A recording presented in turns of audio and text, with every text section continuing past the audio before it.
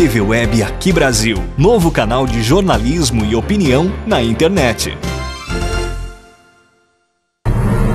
Nós estamos recebendo hoje aqui no portal Aqui Brasil a presença de uma das pessoas mais queridas da gente, um blogueiro de arte e cultura extraordinário, uma pessoa extremamente respeitada em Curitiba e também hoje em Santa Catarina. Eu estou falando de João Bosco Vidal. Vidal, bom tê-lo por aqui. Seja bem-vindo, Vidal. Muito obrigado. Não é bem tudo isso que o meu amigo João diz, né? Só o coração dele, né? Na verdade, eu aliviei os meus amigos da minha presença, me retirando para Santa Catarina. Eu acabava de dizer que eu estou num exílio, mas não é um alto exílio, é apenas um exílio. Não é? Saí desse burburinho aqui, até para ver se me encontrava melhor, me reciclava, João, do ponto de vista da poesia, da literatura, enfim, buscar um final melhor para o meu final. Já que você não pode mudar o começo, você pode fazer um novo final. Então foi para isso que eu fui para lá. Mas deixei aqui grandes e bons amigos como você, como o Mário Lincoln, agora a gente estreitando essa empatia, essa amizade. Mas deixei muitos amigos aqui. Acho que contribuí um pouco para a anarquia cultural desta cidade, que um dia haverá de ter um caldo cultural curitibano, que ainda não tem, está em formação, dada a composição, dada a miscigenação de raças aqui dentro. Vidal, eu vou aproveitar a oportunidade e te fazer uma pergunta. Você que morou durante esses 30 anos aqui em Curitiba, o que é que falta, de fato, para que se constitua esse caldo cultural curitibano? Ô João, na verdade, não falta nada. Falta que a estrutura do Estado não atrapalhe. Só falta isso.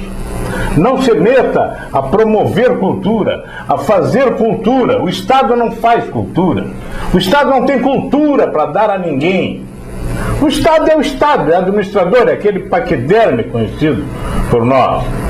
Ele não tem que fazer cultura nenhuma. Ele tem que abrir os caminhos para que o seu povo, o povo curitibano, o povo paranaense, vá fazendo a sua cultura, que é construída dia a dia.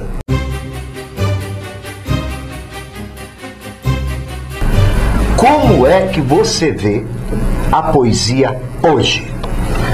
Olha, eu vejo a poesia hoje muito mal, porque não tem bons poetas. Não nasceram mais bons poetas. Tem poetinhas por aí. Essa gente que você fala aí, Marilene, com a sua elegância, com a sua educação, né? Na verdade são aventureiros das letras, escrevem 2, 3 versinhos e saem se dizendo poetas por aí, pelos bares, fazendo escândalo em nome da poesia e chamando aquilo de poesia. Letrinhas, né? Amorfas, sem nenhum significado, sem nada, não é? Ora, isso não é poesia, o que se vê por aí. E não tem poeta. Me diga um grande poeta novo que tenha nascido nos últimos 30 anos. Pronto. Um grande poeta. Não só no Brasil, no mundo, no planeta. O que nós temos lido de grandes poetas no planeta? Nada. Parece que a época dos poetas foi aquela época até os anos 50 e ali eles se terminaram. Muito bem, eu já me incluo nessa fase do nada. Eu não me considero um grande poeta, eu me considero um cara que consigo me livrar dos meus demônios escrevendo uma poesia, um poema, né? Que é outra coisa, a discussão entre poesia e poema é outra coisa que está aí e ninguém consegue chegar a uma conclusão. Por quê? Porque ninguém sabe o que é poesia e só sabe o que é poema. Poema é o resultado, poesia é um estado. Então, quer dizer, então não dá nem para discutir com essa gente que você respeita. Então, eu por isso já me afastei, me afasto do campo e tal. Então, não tem, a poesia está sem uma antena. Está sem antena, é como uma rádio. A poesia está aí, está no ar. A poesia já existe antes dela ser feita. Basta que alguém capte. Precisa de uma antena para captar. E essa antena, elas estão todas quebradas, esculhambadas, enferrujadas. Eu todo dia dou uma polida na minha antena e mal desce uma frasezinha, entendeu?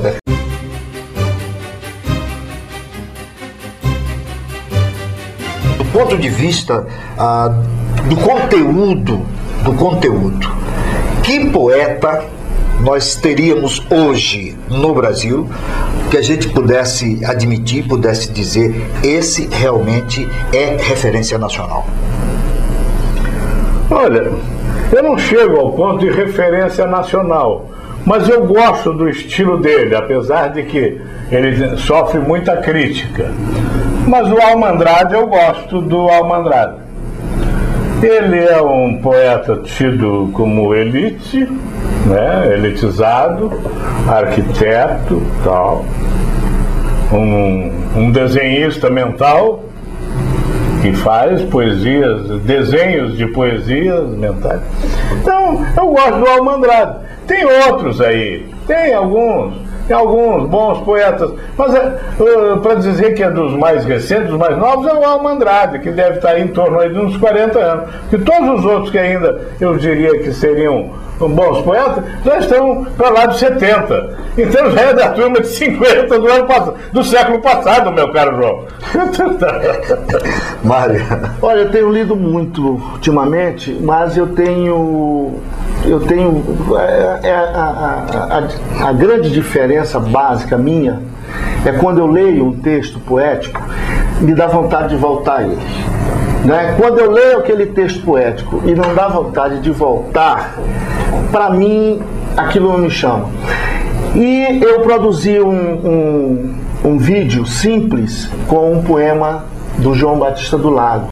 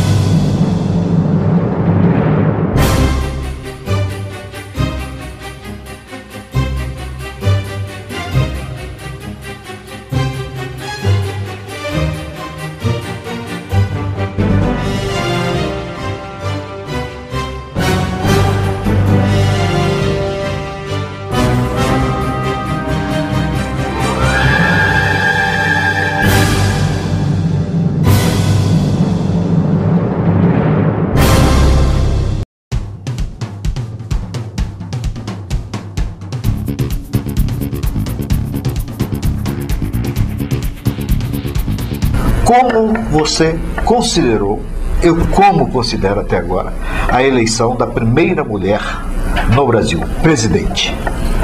Olha, eu acho que se a nossa querida presidenta Dilma não fizer nada, ela já cumpriu a sua parte. Não precisa fazer mais nada.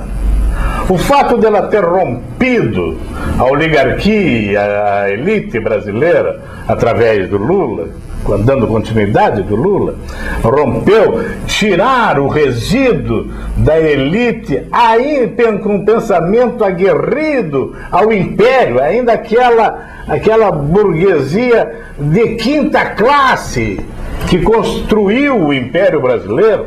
Só em ela ter tirado esse lixo da frente do povo brasileiro, ela já cumpriu. Ela já não tem mais nada a fazer. Como é que você considera hoje os partidos, os políticos, enfim, a oposição brasileira? A oposição brasileira, rigorosamente, ela não existe. Porque ela não tem uma proposta alternativa ao que está sendo feito pelo governo. Ela não tem, ela tem retalhos. Quando o senador paranaense Álvaro Dias faz uma crítica ao Ministério, ao Planejamento da Educação no Brasil, ele está pontual, ele só está pontual ali na educação. Mas a oposição não tem uma proposta alternativa de governo. Por quê? Porque esfacelou-se. Esfacelou-se. Ela está ali há 480 anos, né, mamando no Estado brasileiro, desde o Império, e não fez nada, nunca se preocupou. O Brasil veio até o Lula, vamos admitir, até o Fernando Henrique, quase que vegetativamente. Tivemos dois grandes presidentes, sem dúvida, Getúlio Vargas e Juscelino Kubitschek. E o Brizola? Fica sem dúvida. Brizola não conseguiu ser presidente. Mas no Rio de Janeiro ele conseguiu. A posição dele, como é que você considera a posição dele no contexto da política brasileira? Eu acho que vivo, aí é achismo, né, João? Uhum. Eu não gosto de fazer cogitações em cima de hipótese. Mas eu acho que o Lula teria ainda propostas o Brizola teria ainda propostas a fazer com referência ao governo Lula e ao governo Dilma. O que melhorou ou o que piorou, e eu espero que nada tenha piorado, mas enfim, como você consegue entender hoje essa mudança geográfica, mudança cultural, mudança de amizades? Como você entende, como você analisa isso hoje para a sua vida?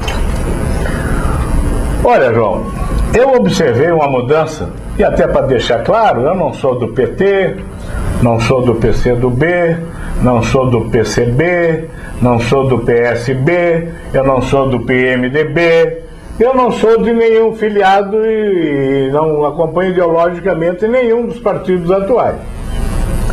Mas quero deixar registrado que o Brasil mudou a partir de Lula. Houve uma alavancagem pequena, muito aquenhada no governo anterior. Mas o Lula alavancou. Sem dúvida.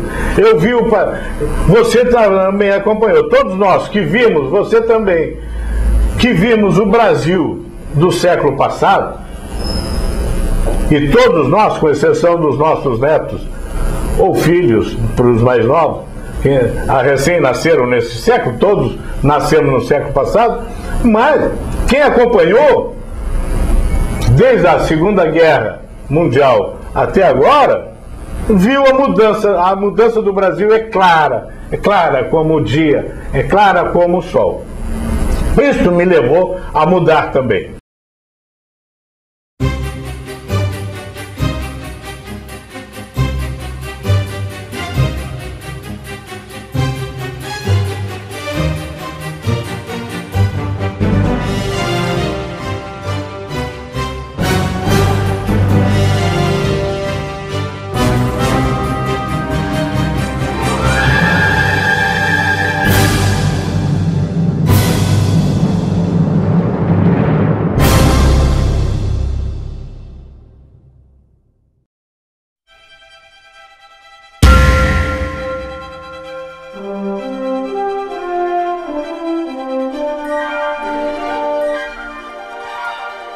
TV Web Aqui Brasil, novo canal de jornalismo e opinião na internet.